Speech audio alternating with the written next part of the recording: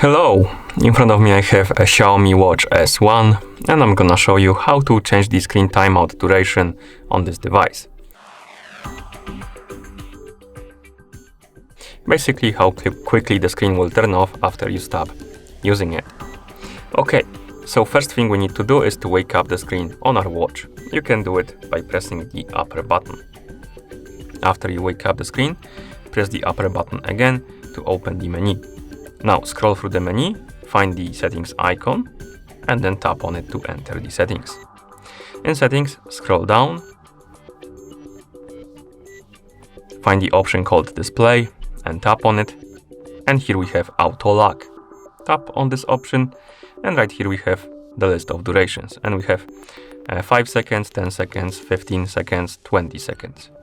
Select the duration you like. For example, I'm gonna select 5 seconds. And then tap on the check mark to confirm. And now my screen will turn off automatically after 5 seconds of inactivity. As you can see, it turns off quite quickly. And that's how you change the screen timeout duration on this device. Thank you for watching. If you found this video helpful, please consider subscribing to our channel and leaving a like on the video.